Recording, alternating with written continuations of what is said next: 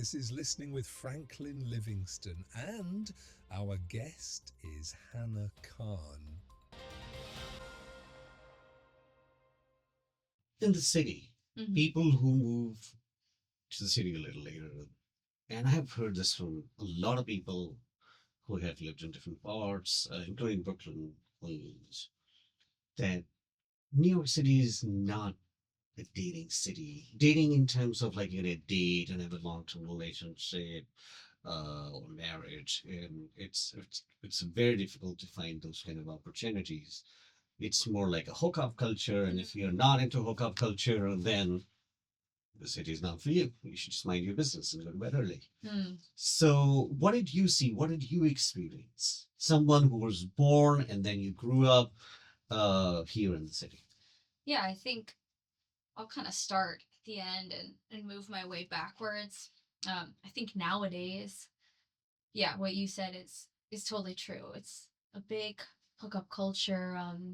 A lot of people use these dating apps that are very popular now just to meet people and have a little fling, but then they kind of throw that line on you. Oh, well, I'm not looking for anything serious. Like that's not what I'm looking for. Um, and it's also very common nowadays, and you see it all over that people are looking for open relationships and people, kind of want this commitment, but they also don't. And I think these people that are polyamorous and these people that want these sort of like free love, open relationships, I think they exist. I think they're real. I think there's a lot more people out there saying that they do want that than than are actually real, if that makes sense. Like there are people saying, yeah, I want an open relationship, like that's who I am, when it's not who they are. They just don't want to commit to somebody. And then there's the other side of it. So in my What I experience. sorry to interrupt, because we have a movie in the making. Mm, Actually, we partnered together to make that movie, The Vows. okay. Right? It deals with the same idea that how a conventional couple runs into that, and we don't give a backstory where they came from and all that. The movie starts in the New York City, but then people can build up their own assumptions. What if they moved from Iowa? I don't know why we're talking about Ohio today. You started that. Yeah, I don't know. It's on my So, brain. but why? One of the things I have learned through this show, uh, I'm not that mature. I don't understand relationships. I'm not the wisest when it comes to relationships, understanding that. But something I learned, a committed relationship can never be easy, whether it's marriage or just dating, right? It has challenges and challenges and challenges because two different people, when they decide to share life, physically, emotionally, space, or not, even if they're living in two different apartments, that idea that I'm connected, I'm hooked, I am in it with somebody makes us uncomfortable, whether or not we label it. Whereas, if we subtract that idea that we are in this exclusive journey with someone, it puts that at ease. And it goes back to the same idea where I said I learned somebody from a guest here, from someone, that the person you are extremely comfortable with, if you label them your partner or something, it's very easy. And for that particular person, I thought it was easy to say, I have been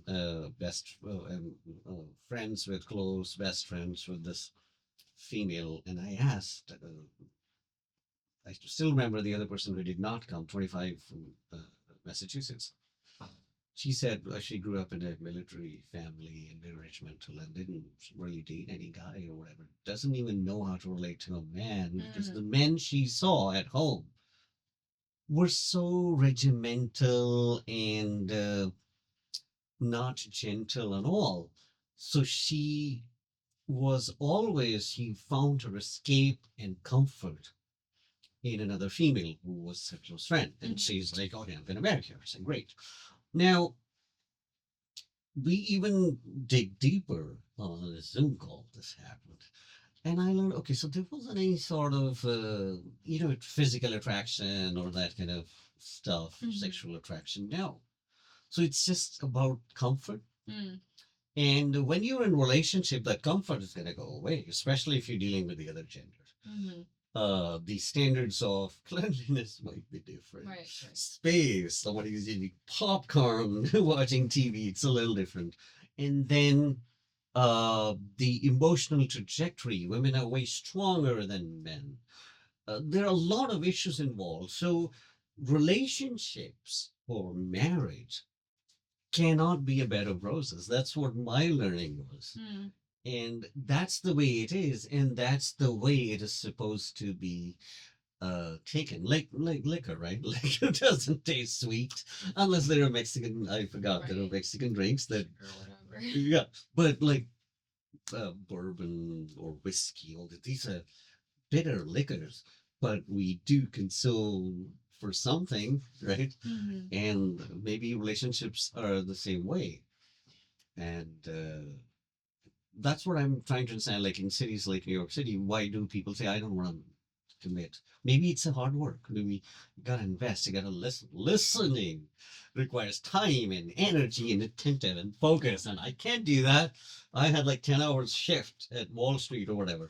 I think it depends on the person. I think some people might be what you're saying. It's kind of this, what we hear a lot is, oh, fear of commitment. Like, if I commit to you, then I owe you things and I don't want to have to owe you anything. I just want to be able to enjoy my time with you, but then that's it. Like, when we see each other and then we say goodbye, I can go on and live my life and you don't expect anything from me. I think people are afraid to have expectations put on them and then have to live up to them, have to kind of be this person that the other person expects you to be. I think if it's a good relationship, hopefully the expectations are reasonable and it's that their expectations that would only make you a better person. And then, that's an opportunity to grow Mm-hmm. and to improve Mm-hmm. and not to just kind of be told, what you have to do. I think the other side of it though is, some of these commitment phobes or people that don't want to put a label on it or just want to have something casual. I think a lot of times it's young people. Young one like 12? No. No, like young. You were 20s, young. even 20s, like even up to 30, even early 30s. I mean, I feel like the age keeps getting later and later and later that young means in this context. But it's young people that just want like freedom. They don't want, they like you and they want to go out with you and they want to spend time with you, but they also like that other person and they also want to get to know that person. Yeah, and I have heard this from someone, and I was like, "Look, bro, listen." And this is a bad example. It's not really. Maybe if it's not ethical, I apologize in advance. People who have cars, who have, like, because I have a car. That's why I'm giving an example. Every year, the same company introduces a new model. Then it's such a competitive industry. I got this car last year, and I only drove it 3 months. And now there are a couple of other things that another company has introduced. Can I compete with that? I don't think so. Maybe extreme billionaires or a very small pool can compete with those desires. So your desires, it's the same thing you can apply to food. People who are gluttons, like they're going to end up becoming sick. Brands, clothes, style, fashion, all that. You can't compete with that. And that's why I personally, when people say, no, I like that and like that. Okay, we all love and like a lot of things, but does that give you an opportunity, what you earlier said, to grow, to have that contentment, to develop some sort of discipline in life, right? And also sharing. It's just like, I think it's a very, I don't have right words, but it's the greatest thing. Like I sharing with other person because your every nut and bolt gets affected by that. Yeah. Yeah, and I think, looking at this these sorts of relationships over the years. I think, at a young age, in my experience, and I'm sure in many other people's experience, when people start to kind of date in middle school or high school or whenever, it's usually quite superficial. I think most people are looking for somebody that they think looks good, and that exists even into later life. But I feel like it's kind of the most important thing when you're younger. That's what people are looking for, and that's why a lot of middle school, high school relationships don't last all through life, though some do. But because it's more superficial, the things people are looking for is just a pretty face, and that's it. But then, as we get older, people start to look at these other things. But yeah, even in 20s, teens, whatever, there's this thing that exists that people don't want to commit. They're afraid of it. They're afraid of what that might entail, I think. When was it for you? When did you got into this romance or like, oh God, I found my soulmate. I'm gonna be with him all my life. I think people start to have their first kind of crushes from a very young age. I mean, for me, it was as early as elementary school, and at that time, it was kind of the cool jocks, and I thought they were so cool and cute, and that's who I was infatuated with. And then in middle school, I was in a very small middle school because we were like a musical theater performing arts middle school, which was complicated because we're mostly girls in the program. And there's a few guys, but also there's a lot of kind of queer gay men in the program as well, because it's a musical theater program, and this is what you see a lot in the musical theater world. So the pool was very small, so kind of feel like at that point, there was somebody I just thought was amazing, but I think I fixated on him because there were not that many options. It was like you guys were like 5? This is middle school. We're like, I don't know, 12, Oh, 13, middle school. 14. Sorry, I thought elementary you said. No. Okay, middle school. Yeah, right. So, I just thought he was the most handsome, like best guy ever. But he was also one of maybe 8 boys in my entire middle school grade. So my options were like quite limited. And then, you want to meet new people and explore, but you're in middle school, and like your friends are the friends you make in school basically at that time. So yeah, that sort of thing goes on through high school. In high school, I wasn't super confident, I don't think. Oh, did you guys date? Were you No, told no. him, oh, I love you? No, whatever? never. Did you make any card for him? No, I was way too shy. Oh, God, all right. You should have come to the podcast then. Yeah. Like added a turbo to you. Yeah. And I think in high school, like I said, I wasn't super confident. I wasn't confident like my looks, my anything, whatever. And I was definitely interested in people, and I think people were interested in me, but those two things never really aligned. Like the people I was interested in were not the people that were interested in me. So, I got to feel the case. Yeah, it is. It sucks. Same with acting jobs. The ones you want are the ones you never get. Right. So yeah, I think it was nice to feel maybe attention, like for the first time, to be like, oh, somebody out there like does like me. But yeah, it never quite lined up. And yeah, it's complicated growing up, I think. You want to find your person, but you're so insecure. I think everyone is so insecure, like in that kind of middle high school age. Even the people that kind of show off as being very confident, you're growing up and you're having all these doubts about who you are and if anybody really likes you and whatever. But yeah, nowadays I do have partners, so and he does not live in America. He lives in Ecuador. My boyfriend. So that's why you know Spanish. Yeah, that's why I know Spanish. So that's extremely complicated, especially in America right now. But why complicated? Because we're trying to get him to come to the United States, but just bureaucracy was kind of slow before. Around immigrants in general, it's much slower now. So it's been like a year and a bit that we're waiting for him to get approved to come over, and it might be another year, if not Mm. longer. So let's back up a little. So in high school, Uh-huh. you didn't have a boyfriend? No. And when was your first heartache? Heartache. Probably in high school was my Early on, first you used the heartbreak. term, she used the term juicy. Yeah. So, yeah, talk to us about that.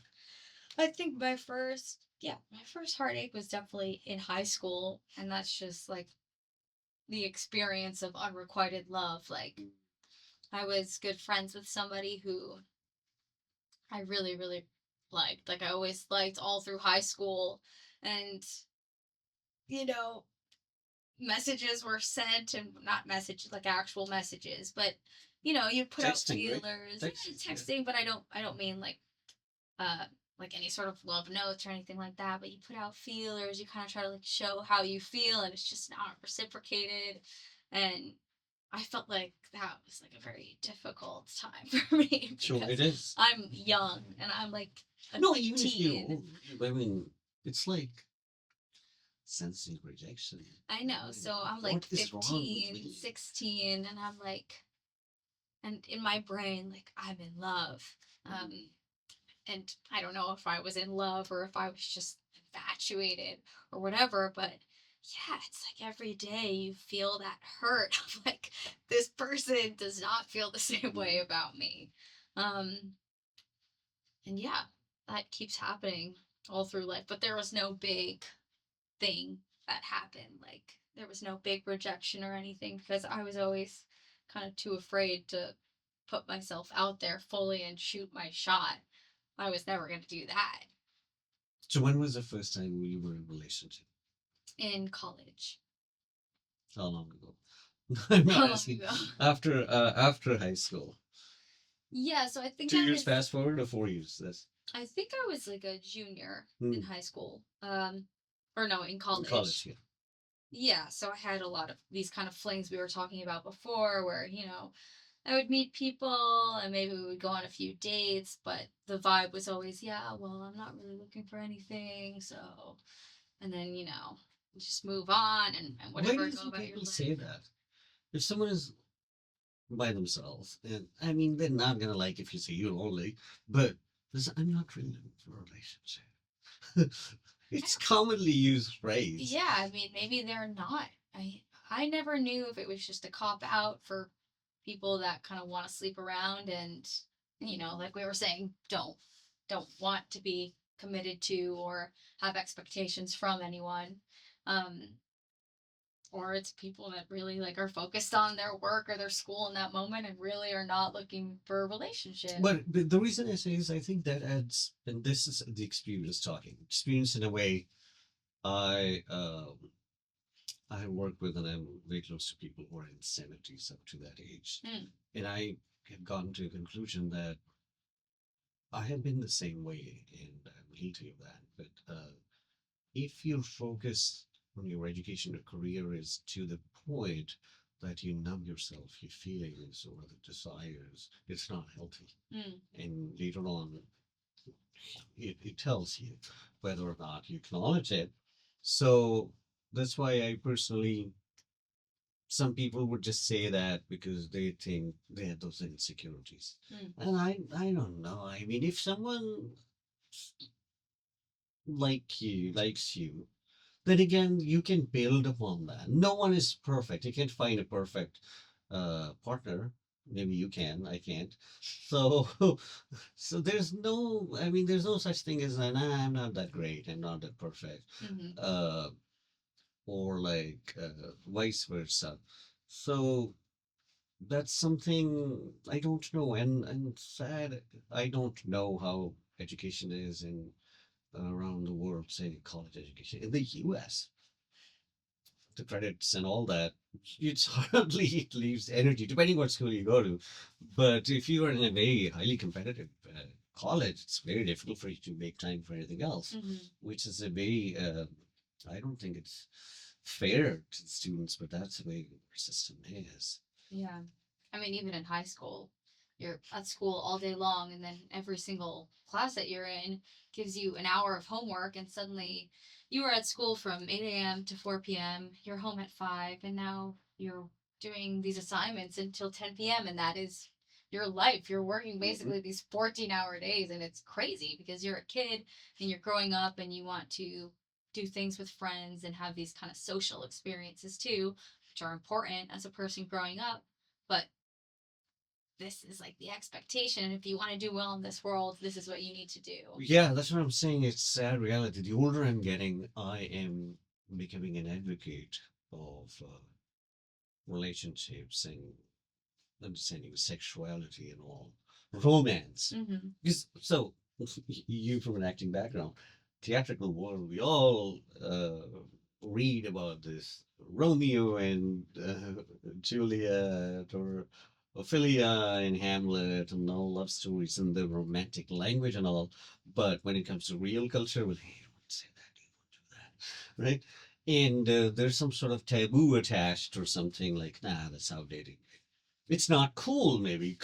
And yeah, if you talk about, look at our, in general, the podcasts in the US, if you talk about more uh, sexualized side of a relationship, then Mm-hmm. it's okay. That's cool, maybe. But the romantic side is not cool. It's Mm. considered outdated, and which is weird to me. And I think there's a power to it. It's therapeutic. It just keeps people alive, and it's okay. I mean, if somebody says you guys are really great, so what's wrong with that? Mm-hmm. And no, don't say that to me. You don't say that. And that's the culture we live in, right? Mm. So it's creepy and all that. But then when I uh, see the language we use and sitcoms and American sitcoms, we use like, oh God, because I mean I've been one of the makers of the show, so I know the trend was like you all the sexualized shows and all, but not romantic sexualized. Mm-hmm. And I think the romance is a beautiful thing. Yeah. And that's what the love starts with, Mm-hmm. not the sexual side of it. So, college, junior, Yeah. relationship, how it Yeah. all started. Um. Yeah. He was a musician Mm. and an actor, and I was an actor. So, I see him playing the guitar. I'm like, wow, who is this guy? He's amazing. I'll quickly fast forward and say this story does not have a happy ending, and We are not in a rush. So, no, don't go there. Let us yeah, go through the story. yeah. And Uh, looking back on it, it's not happy memories. Like, oh, I'm sorry. no, it's okay. It's so many years ago, so it does not even matter. But yeah, so he lived at this house where I used to. I had a lot of friends that lived in this house. It was like the music house on campus, so I would go there, hang out with my friends, whatever, and I kind of start to get to know this guy, develop like a little crush, um, and yeah, like at some point we kind of start seeing each other. It was all very exciting to Who me. initiated that? I think He did. no, I No. think I did. Oh, good. Okay. Yeah, I was bold. like women empowerment. which was bold and brave of me at Yeah, the time. yeah. Um, yeah, I think he was the one that kind of said at some point or other, let's like make this official. So again, was What very was official, like typing on Facebook? official, like we're gonna call ourselves boyfriend and girlfriend, Right. and not But just no, like how? we're seeing Like each other. I'm gonna add you to my Facebook and say she in relationship with. I don't know, it's a weird part, right? That like people really fixate on. You've been seeing somebody, you don't know what to call it, and you're like, yeah, we're seeing each other, but like right now we don't really know. And then at some point, somebody make the decision that now we're gonna Hey do guys, this. best solution is take her to not her. I mean, take your person to a fast food or whatever, and when barista coffee shop and barista says, "Oh, what would you like? And say, oh, for my girlfriend, can I have one? And if she says, no, we are not, no, he's his friend. So you know the answer. Then you And know. then you dump her right away and Right. say, we can't be friends. No, I'm kidding. Right. Yeah, that's a classy way to do it. Just, introduce it to your friend. Oh, this is my girlfriend. She's like, Maybe not in front of friends. Stranger is better, right? You were girlfriend and boyfriend. And really awkwardly. So yeah, and then we start dating, and then it, pretty quickly turns into a not great relationship. Why, you moved in, that's why? No. He was like, he's kind of one of these guys that we were talking about before, where he's the one that said, let's be boyfriend and girlfriend, but he seemed very not kind of committed, very kind of flirtatious with a lot of other women all around me, which is extremely uncomfortable when it's your boyfriend and it's like you hear these stories and you're like, oh, that's weird that he was flirting with her because but he was a straight musician. What do you expect from a musician? I should have known, but what do I know? I have these rose colored glasses on. I think, wow, this is so exciting. So I think I hate to call it any sort of abuse. I think it was kind of verging on it, the way he would treat me sometimes. He was very controlling. Physically or emotionally? Emotionally. I remember once we had plans. This is the one that stands out in my brain because it's so crazy. But I remember once we had plans at night and I was going to my grandma's house during the day, and my plans at my grandma's house run overtime and I'm running late back to New York, in the car with my parents, and I'm just getting berated with text messages of how he's mad because I'm coming late, from my grandma's house.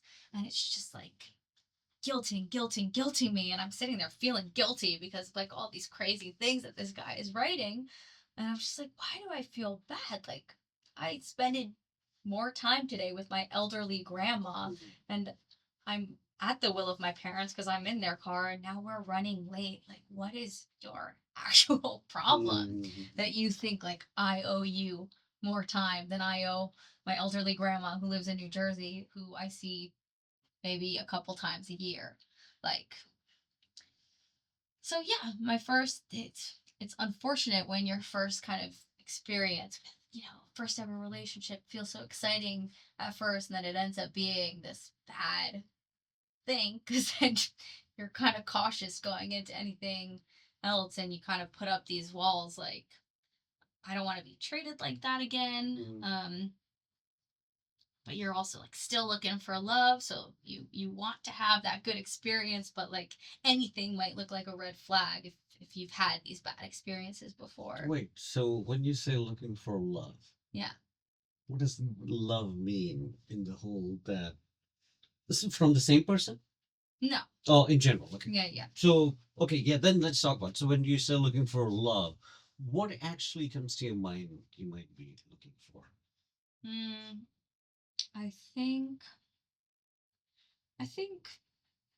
I guess the first word that comes to mind is companionship. So somebody that, in the same way a friend can be a really good companion, somebody that you are compatible with, somebody that the things you want to talk about are in line, your interests are maybe some in line, some not.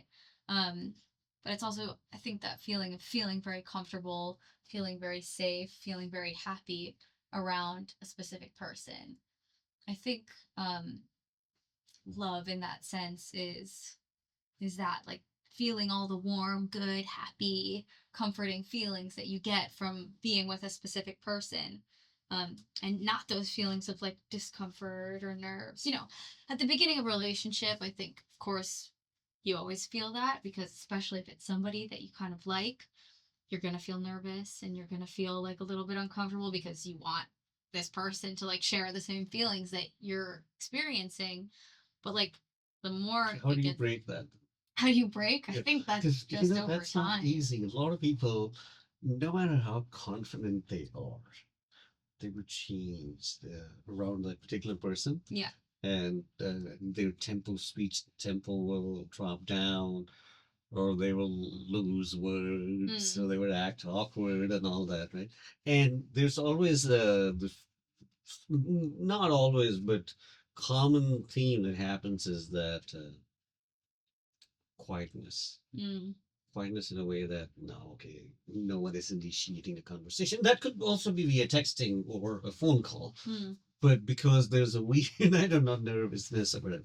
Yeah, Right, like the space in between the communication, you don't kind of know what it means, and you yeah. ask yourself, "Yeah, is it okay that I remember like with my current boyfriend, he would tell me like how he felt kind of at the beginning of our relationship when we were still in the phase of getting to know each other, you know, not boyfriend and girlfriend yet.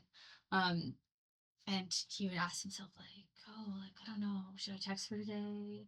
Mm. I don't know if like she'll want to. Maybe I shouldn't. Maybe I should." That's the yeah. I This sort think of because feeling. that's what we learn from the culture around us. Don't text too much. She'll think you are desperate, right? Or if you say this thing, she'll think you're controlling. So yeah, it's like that's why a person like me, like I don't really care. I can't really deal with it. There's too much thinking, Right. right? Yeah. So, but yeah, because that's what we learn from culture around us. Yeah, we do learn to. So, did you have Mhm. a conversation with your ex when you were feeling intimidated, oppressed? You used the term abused. Yeah. How did you deal with that? Yeah, I mean, I would try to have conversations with him, and tell him, you know, that the way he would treat me was just effed up, you know, not cool. Um, and then kind of the typical response to be like, I was, I was the crazy one, you know, that everything he was doing was totally normal. I'm the one with all the problems, whatever, whatever, whatever. Like, I think usually the reaction was when I would try to talk to him about, you know, how I was feeling was deny, deny, deny, deny, deny until a few hours later or the next day when he would come to me all sad and regretful or whatever for what he had done. You know, then you hear the promises of what's going to change and how things are going to be better. And it is better for like a few days until it all just happens again. So, yeah, it's like I don't know. Like, that's why I say I'm hesitant to use the word abuse because I don't know when it crosses that line from just being a very toxic person with these toxic traits to like an abusive person. I think the two have a lot of similarities and there's a lot of gray area, and I don't know like when. And also, sorry to interrupt, Mhm. certain terms like abuse or abusive, these are the terms that are usually used by victim, and also they don't have a balance. For example, uh, you would never hear people say we both are abusive. People might say we both are crazy. Yeah. Right? So certain terms, you're right. It becomes very uh, for one person if they think, and also it goes back to the. You remember we were talking about the standards of belief system. If a particular individual thinks they have been abused, for the other person, what if that's a norm? Right? It's like we joke, like when you go to the South and the guy's gonna keep like, I don't know, when you go home and keep boots like this, and there you go and get me a beer or whatever. That I didn't do that in Southern accent. Right. But I did a bad, awful job. So it's, I mean, I don't know if it happens. First of all, I did not live in the South, but what if some things are understood differently? The way what I heard, and I'm not favoring anyone. What I heard was if someone is expecting you to spend more time with them instead of their grandmother, what if in their mind that's a norm? Right. That's their belief system. Now, when people are coming from two extreme belief systems, they're going to collide. Why do we see that? My interest of topic is usually more like a global politics, so religion. that's also a belief system, and that's why there's a collision going on there. So belief system can start even at home with children, right? Hmm. And why do we use this? Oh, he's a rebel, she's a rebel. Why? Because they challenge the belief system. And person who has a belief system usually thinks they are right. And when a kid stands up to their mom or dad, they say, "You are the bad one. You are a rebel because you are challenging my system." So in that case, awareness first of all, understanding, and say, I mean, it could also happen in a marriage or working relationships too. So do both the parties understand what they are doing is not a norm for the other person, or how do the other person understands that, how does it get translated in their own system, Hmm. and which then requires time and listening, right? And of course, like, you will run into people, they will never listen to you, or they will never change or transform. That's a different thing. So I don't know exactly what happened there, Yeah. but it's a sad reality that people hold on to certain things, assuming that's the way it should be.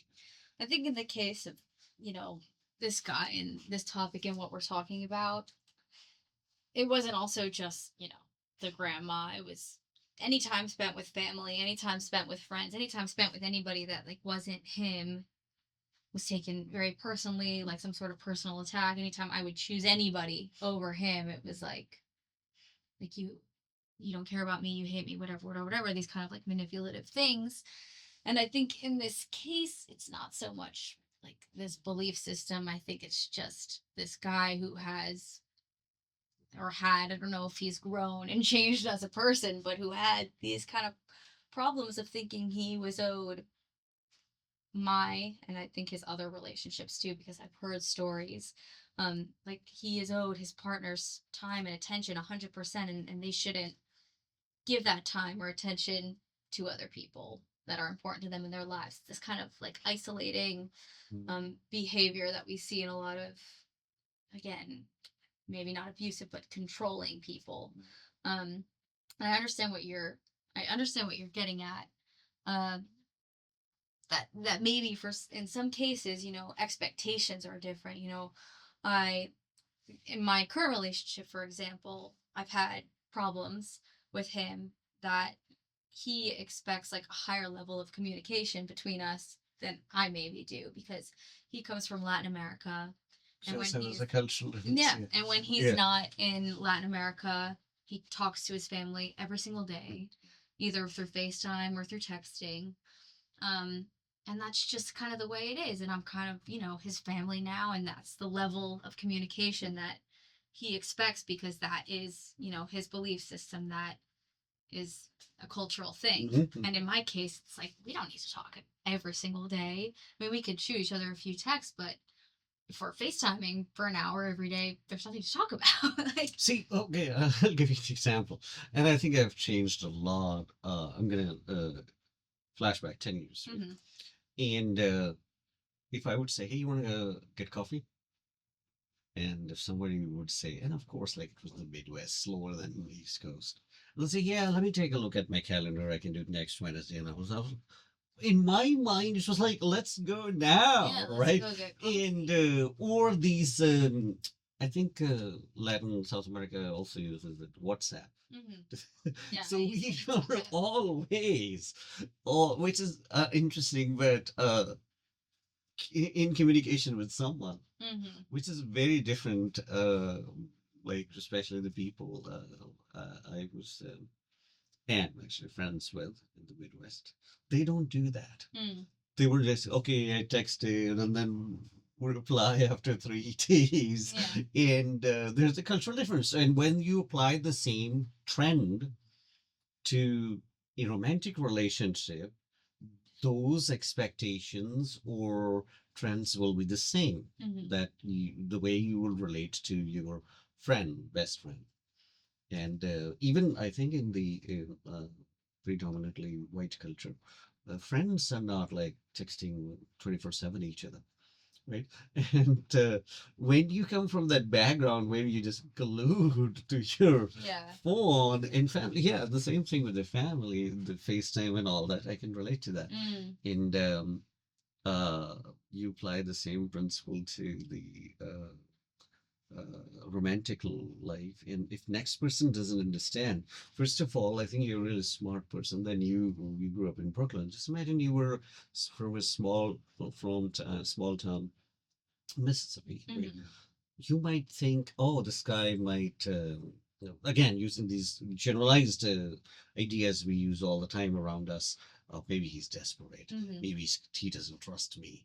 Or maybe he just wants to know where I am. Mhm. Maybe, nah, he's just needy, too Yeah. clingy, Yeah. right? Yeah. Without knowing the background, the context you come from adds to your belief system that we talk about.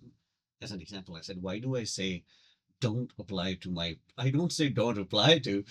If you flip it, make it more like a positive statement. Mhm. But in a way, I'm saying don't apply to my product if you want to expect this thing, Yeah. right? Or you Apply can't if do it. you agree with the terms Right, they have right. been set But forth. there's a whole 10 years of or experience going through heartache and good and bad experiences, losing a lot of money and dealing with people's aggression and unhappy attitude made me come to that conclusion. Mhm. So there's always that baggage that gets translated and then it becomes more of a your values or belief system that we all carry. Mhm. And sometimes we are aware of that, sometimes we are not.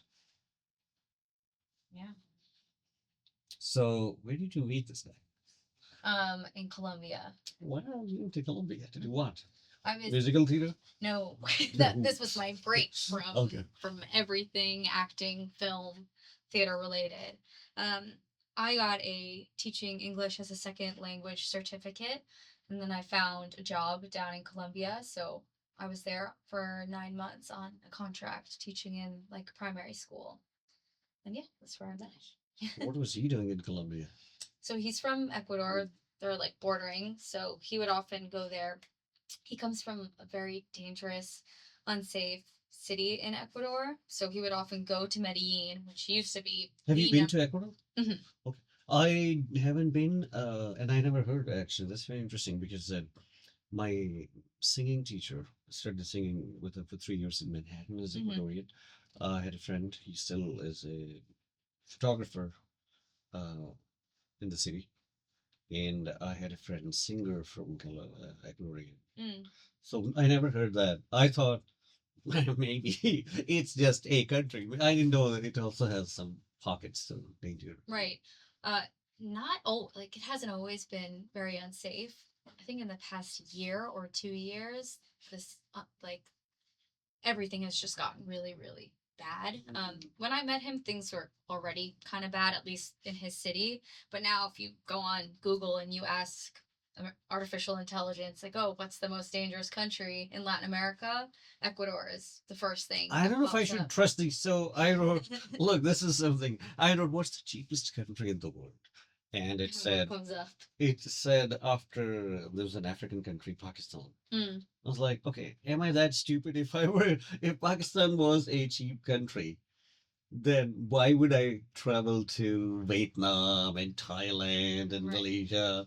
Uh, so whoever, I don't know. So I don't know if you can trust AI.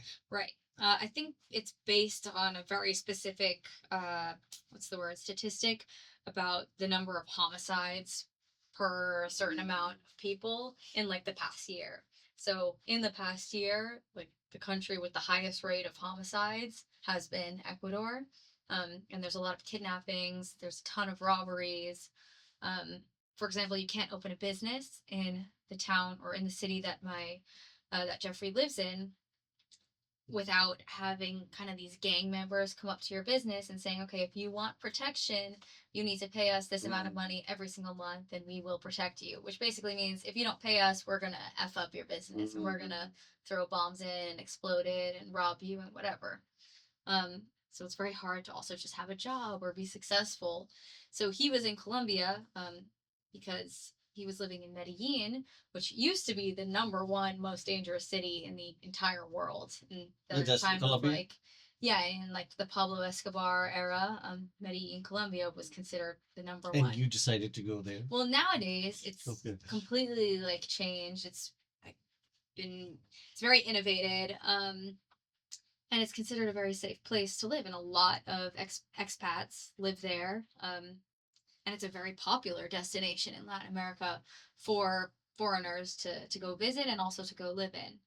So yeah, it's changed a lot. Like whereas Ecuador used to be pretty safe, now Ecuador is kind of the new Colombia, and Colombia is where all the travelers go and backpack and drink and party, and it's not completely safe, but it's not as safe as those places you were just mentioning, like Thailand, Malaysia, Vietnam. That part of the world I would consider very safe for a young Oh yeah, backpacker. that's extremely, yeah. Yeah. That's why I like those countries. Yeah, but Colombia it's affordable, and it's much safer than Ecuador is. So you met this guy. Yeah, He walked up to you. we were at the He said- discoteca. Oh, Our eyes locked across the room. right. And then who talked to whom? I think I want to know the whole scene. the whole scene. Yeah, I like see him dancing with his friends. I later find out he is a dancer, so I'm kind of like looking at him like, wow, this guy's got some pretty good moves. I'm just kind of admiring him. I'm not really interested at this point. I'm just fascinated by somebody who can dance so well, because I cannot. Yeah, they always say that. Okay. Yeah. So I'm like watching him and his friends, and I think he notices me watching him, and then like invites me to dance with him. So we're like chatting. He's surprised to see that I speak a little bit of Spanish, though at the time I had just arrived in Colombia, and I had learned Spanish in school, but I did not speak very good Spanish at all. I'm just like practicing the very little bit that I know, but I think oftentimes there's Americans traveling in these countries, and they can say hello, how are you, where are you from, and that's it. So the fact that I could say like a little bit more was very impressive to Even him. I can say that. Yeah. ¿Cómo estás? Yeah, that's it. Bien. ¿Y tú? Bien. Eso, muy bien. And Oh, muchas gracias. yeah, de nada. So I can't say anything beyond that. Yeah, so we hung out that night. I saw he was in like a street dance troupe that would like do their show and then ask for money from all the people. This area is called Poblado, so there's a lot of like foreigners in this area, so they would do the show, ask for money, whatever. I see them do their thing, we get each other's contacts, and yeah, we just kind of start seeing each other very casually, and then after a while, what starts as casual kind of grows into something more, and then somebody asks, hey, you want to be boyfriend and girlfriend? And then you said I love you. And then you say, I love you. Te amo. Te amo? Te amo. Te amo. Mm-hmm. Okay, I'll try Te that. amo. Yeah. Te amo. Yeah.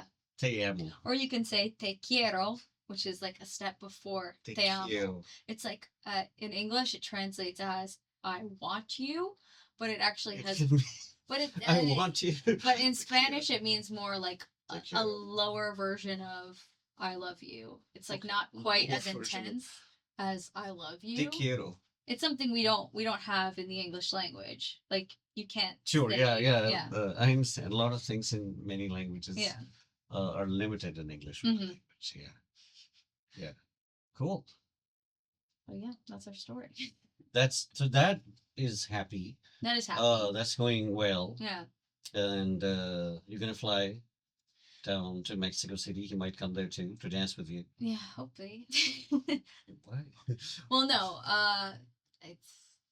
it's a whole other topic we don't even have to get into. But yeah, no, he also can't go to Mexico. Ecuador passport, very bad, very difficult to get a visa to visit Mexico, because they don't want to give it to you because they think you're just trying to go to Mexico to then cross the border. Mhm.